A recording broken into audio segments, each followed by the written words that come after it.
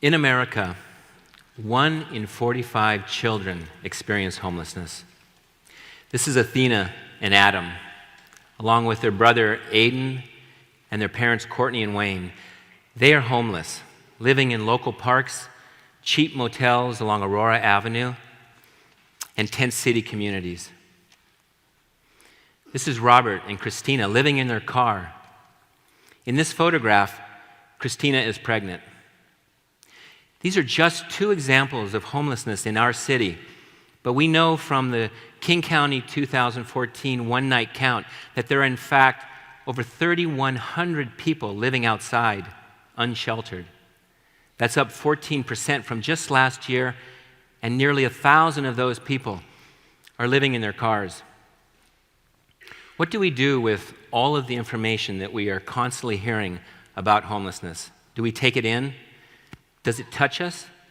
Most importantly, does it motivate us to get involved in some way?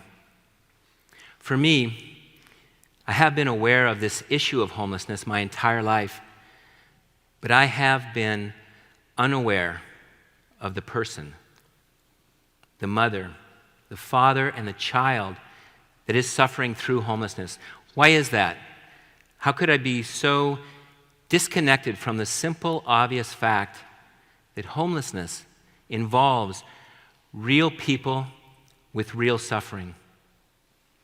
About 4 years ago, I met someone who made a change within me about this, and I'd like to share a little bit about that with you.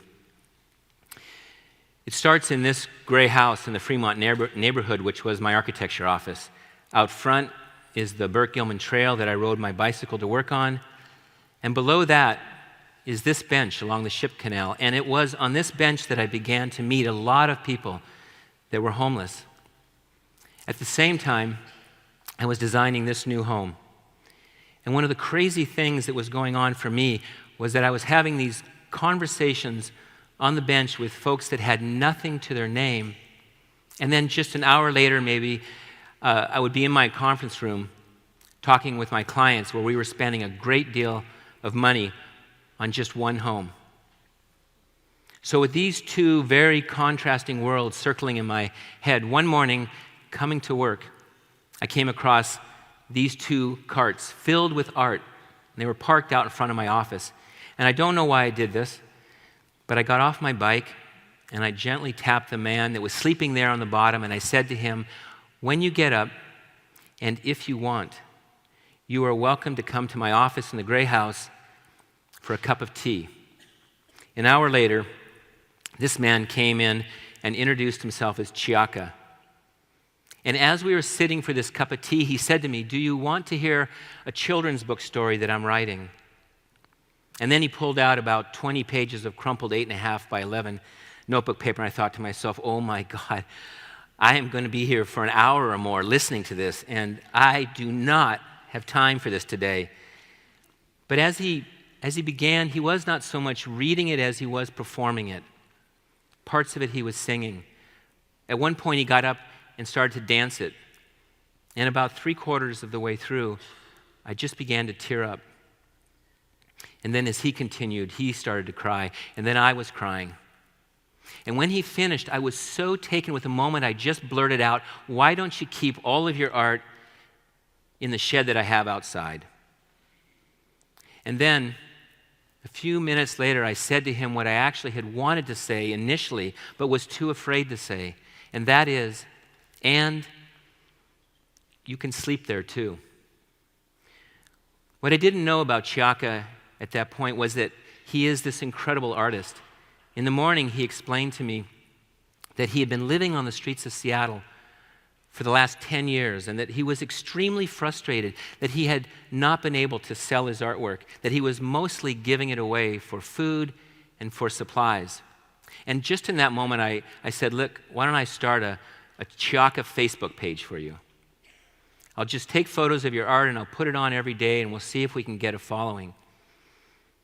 And when I did this, almost immediately, people began to make beautiful comments to him, telling him how incredible his art was, telling him how amazing he was. And his paintings began to sell. This painting sold to a woman in Bellevue. So one morning, this is about 4 months later, of having done this nearly every day, taking photos of his art, I came into the office and I read a comment on the Shakas Facebook site from an 18-year-old woman that said, "Oh my God, I think I just found our father." And then a comment from her 17-year-old sister that said, "Yes, this is our dad." And then Shakas' mother and all of his sisters commenting, pleading for him to come home to Pittsburgh, telling him that they love him. Just at that moment, Shakas walks into my office, and I say to him, "I have to read these comments to you." And when I do, and I turn around and look at him, he's just streaming tears. And he says to me, "I have to go home." His family buys him a plane ticket, and at 4:30 in the a.m. next morning, I drive this man to SeaTac Airport to say goodbye to somebody who had become a very close friend. And as I'm driving back on the freeway, I just begin to cry. I'm bawling. And I know a lot of you are thinking, this guy's just a crybaby. And I am. But I'm crying because I realized what Shakas had done for me. He had singularly changed the negative stereotype against the homeless for me. Through our friendship, he had shown me not only his talents, but his kindness, his genuine kindness, and his struggles. He is bipolar, suffers from depression and anger management, and through all of that, he allowed me to get close to see how beautifully he was navigating his life. I also began to think of all these other people that I was meeting along the canal on this bench, and it was clear to me that the negative stereotype against the homeless was also punishing them for whatever reason that they had been brought to homelessness. This is Tanaya and Andy and Joseph and Samantha and Lisa and Richard and so many more, so that when I pulled up in front of my architecture office in Fremont that morning, I realized I needed to start another Facebook site. I was going to call it Homeless in Seattle. And the sole purpose would be just to look closer, to use images and stories to get past the negative, to just see and appreciate the beauty of each person. This is Crystal. I met Crystal when she was flying this sign. She had just arrived not a week before in Seattle. She was fleeing an abusive boyfriend relationship from back east. And when I met her, she was so very hopeful to get off the streets and into housing. But as time went by and months passed, it was clear that she was spiraling downward. One evening, she called me at home and she said, "Rex, would you like to see where I'm living?" And a half an hour later, I was walking up this dirt path between alder trees and blackberry bushes to come to where the 520 freeway touches the ground. And it was just getting dark as we both bent down to walk into the blackness underneath this freeway, and a rush of fear overtook me. When we got back to where her tent is, I said, "Crystal, I have to go." And we made our way back down the path to the street where she had stashed her bicycle. And I told her, that scared the crap out of me. I have a stream of sweat running down my back. I don't know how you do this, how you as a 23-year-old young woman sleep under that bridge up there in the darkness every night alone. And then she looked away for a few moments. And when she looked back at me, I could see in the streetlight that her eyes were welling up with tears, and she said, "The physical and sexual abuse that I suffered at home while I was growing up was so horrible that nothing that could happen to me under that bridge could be worse." This is what I would like for all of us to know. No one chooses to be homeless. No one. Every single person that is outside has a profound reason for being there. And in our busy, busy lives, we have passed over or rushed past those profound reasons. We have given over this task of ending homelessness to government, nonprofits, and religious institutions. Here's one more thing I would like for us all to know and to keep in our hearts, and that is that if we're going to end suffering of homelessness, we are all going to have to slow down and get involved in some way. When I began to post more and more stories and photos of people that were homeless on the Homeless in Seattle Facebook site, what amazed me most was that a compassionate community formed around the lives being shared. Comments began to appear. What can I do to help? Or, you said she was sleeping under a tree. Does she need a sleeping bag or a tent? What can I do? And as word spread on the street that my architecture office was open, my office became a drop-in center.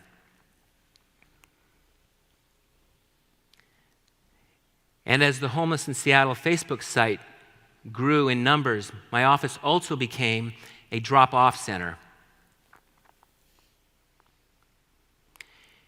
Extremely nice people were coming in to donate to whatever specific item that I had posted for those on the street in need. And even more amazing to me was that parents, lots of parents, were bringing their children in. There was this empathy education classroom thing going on in my office all the time. This is Ezra. He brought in a year's of saving coins to give to someone that was homeless. This is Corinna. She brought in 53 boxes of Girl Scout cookies that she and her brownie troop collected for Homeless in Seattle to hand out to people that were homeless.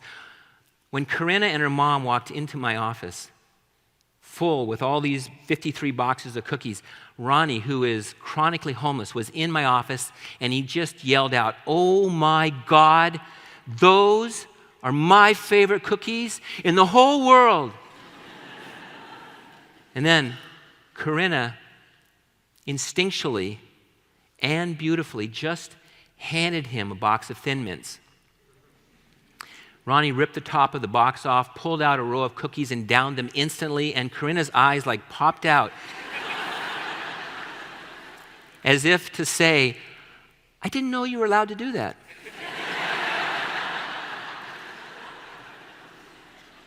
They became good friends. Here's Ronnie photobombing the pictures I was trying to take of Corinna. Here's the thing. Over the last 4 years, I have seen an unending stream of kindness come into my office. Kindness that did not try to fix anyone. Kindness that did not try to control the outcome of a donation. Kindness just for kindness' sake. This is my friend Darwin. He was homeless for years. He's in housing now, but a while back he came to my office wet, and he spent the day drying off and warming up. And at the end of the day, he stood up and he said, "I want to thank you for letting me be inside today." And then, as if he read my mind, he said, "And it's not because it's been raining all day long. It's because today I got to be a part of something normal." He told me that he listened to me have these normal phone conversations all day long, that when my architecture client came in, that he listened to this normal back and forth architectural discussion. He even noticed how he felt the UPS man had genuinely said to me, "Have a nice day." And then Darwin went on to explain to me that when you live outside, it may appear that you are mingling with everyone else. But in fact, you are not. You are separated out behind a giant plexiglass divider, and that the only people that you get to talk with are those who are also living non-normal lives behind the plexiglass.